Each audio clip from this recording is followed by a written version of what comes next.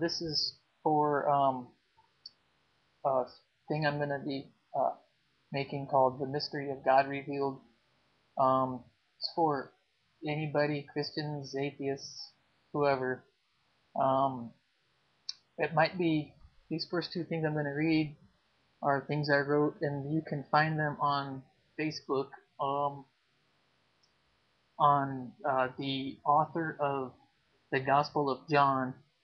And there's two different uh, notes on there now that I wrote um, for you guys. And uh, if it's easier for you to just read it yourself, I've got pictures on there, and uh, I'm just going to read you from that right now.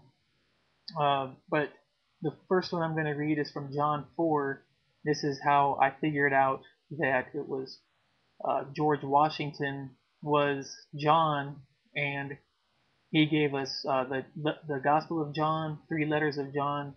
I think he wrote the letter of Jude, I'm sure of it, and the revelation of Saint John the Divine, where the angel came to reveal to him Jesus Christ. Uh, I think he might have wrote Ezekiel as well in the Old Testament, but this first one is from John 4. The Virgin Mary is a title used by the authors of the Bible. If it is a secret of the writers who wrote the Bible, I call them the Masons. These guys, they build nations. Um, these same people can easily put information to protect what they want to remain hidden. And that means, a lot of people out there understand that history can be changed. But if you write it in a book like the Bible and you don't allow people to know what the secrets are, you can get that information in there and people cannot tamper with it. It's a way to preserve history, to put it in codes, oftentimes speaking about peoples, but referring to them as a single person, similar to when we would say England did this or Saudi Arabia did that. The virgin part of the Virgin Mary refers to Virginia. The first settlement in America was created by King James, who may have had a strong hand in the creation of what is today the King James Version of the Bible. I'm unsure if it would be correct to say that he was not given credit, or that historically this fact they would try to keep that to remain hidden. Anyway, Jamestown was in Virginia. James is the Greek equivalent of the Hebrew name Jacob. The Mary part of the Virgin Mary comes from Virginia's neighbor to the northeast, Maryland, which was named by Lord Baltimore. I don't have much more info on that. So it was in the Gospel of John chapter 4 in which he meets a Samaritan woman. I write it like that because a Samaritan can also spell Santa Maria. Those three ships, the Nina, Pinta, Santa Maria, translated into English would be Painted Baby Girl Saint Mary. It's a baby. This would mean that the Virgin was still a baby in 1492, but by the time Washington was born, 1732, she was ready to stand on her own, be her own woman, and have her own king. It was him, Washington, that cut her umbilical cord, and that is signified by Washington, D.C., right between Virginia and Maryland, Virgin Mary. Back to the story of John 4. He comes to this town of Samaria, and there's Jacob's well. Remember, Jacob is Greek for James. He's sitting by the well with nothing to draw water with, and who arrives? The Samaritan woman. She says, "How can you, a Jew, ask a drink from me, since the Jews have nothing to do with the Samaritans?" Now, I'm not sure if that means that the English peoples in this story were the king would become a Jew, and I kind of think that the English would not have anything to do with the Catholics, since the Samaritan Santa Maria would be a Catholic. They worshiped Mary. I'm not sure if that's what it is, but um, they have a chat, and he tells her, "If you had asked me for a drink and the gift of God," John means the gift. So he's saying, He's the gift. Washington is the gift. She asks if he is as great as our father Jacob, who gave us this well. She says Jacob in reference to King James that gave them Jamestown. He says, "Go call thy husband," and she says, "I have no husband." And Jesus, George Washington, says, "You correctly say you have no husband because you've had 5 husbands, and the man you are with now is not your husband."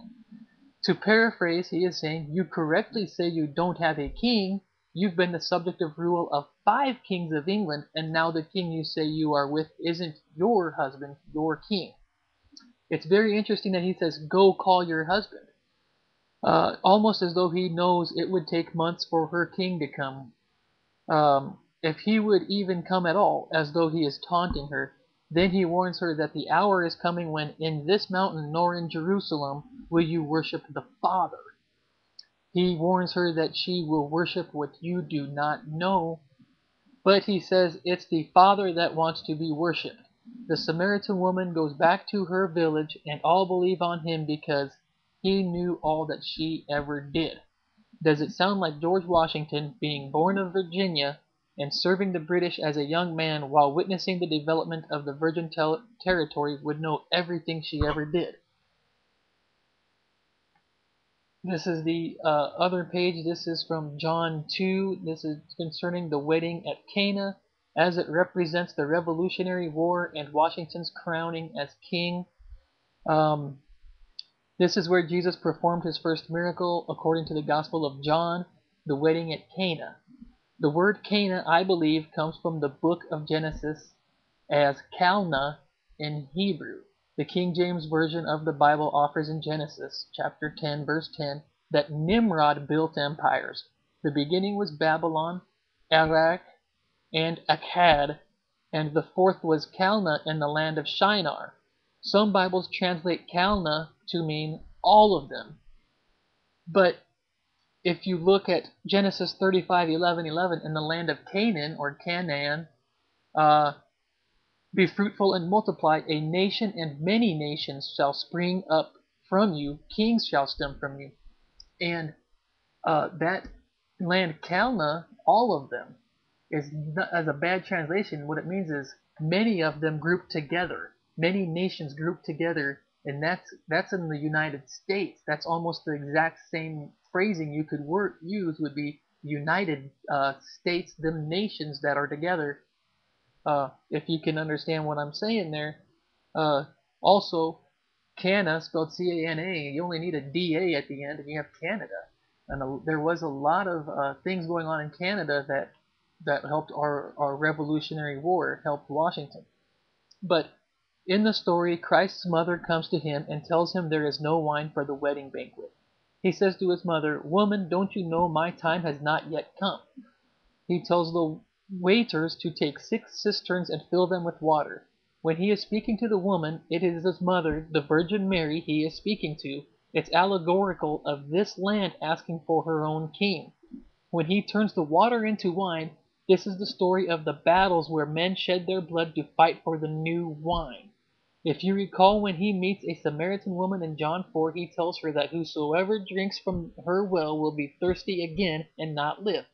He is saying that if you fight for the old king in the old way, there is no glory in that, but if the people fought for him, they would be preserved. This is also explaining the mystery of fasting in the Synoptic Gospels, Mark 2:22. He is offering them new wine. This is also the story of Isaac planting in the land in Genesis 26:12. He planted and reaped 100-fold. It is my opinion, and the way that it makes sense to me, that since men are mortal, it was an allegory to plant in the land the idea of freedom from the tyranny of the kings of England as a way to testify and preserve their own blood, or wine. That is the new wineskin. Washington was sworn in to the tune of God Save the King. At this time in history, it is good to note that since he was portrayed a king and a rebel to England, he was afraid to walk in the land for fear of those loyal to the crown. I'm sure there was a hefty price on his head from King George III. He was afraid to walk in jewelry. That's when they talk about Christ in the gospel. This would be the allegory that he made himself equal to God blaspheming that he was made equal to the King of England. I would also like to note to those people that say Washington wasn't a king, let me ask you, who ran against him for president? This was his baby, and it was by his strength that this nation stood on her own. Ezekiel 16:6. Then I passed by and saw you weltering in your blood. I said to you, live in your blood and grow like a plant in the field. You grew and developed, you came to the age of puberty.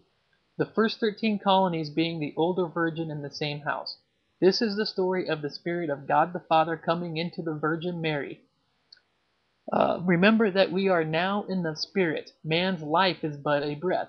So for God the Father to come down in mortal form, he came down in the Spirit into the Virgin Mary. We get words like sport from moving our spirits. Man's life is but a breath. Not only was Washington the founder of our nation, in my opinion, he was the founder of our world. He was coming to us when we needed order, much like Krishna. When there is disorder, I create myself. That's from the Bhagavad Gita. Again in the Gospel of John, I and the Father are one, and John 5:17. The Father worketh unto this day, so I am at work. He was calling himself, George Washington, the Father, not the Son. He wasn't saying the Son and the Father are the same thing. He was saying he was the Father, and referring to the sixth day of creation. The day he created man, he was still at work creating nations, and it is further my opinion that he wasn't a master mason, he was the highest degree of man. It was him that was of the order of grand architect of the universe, a deity, aka Saint John the Divine.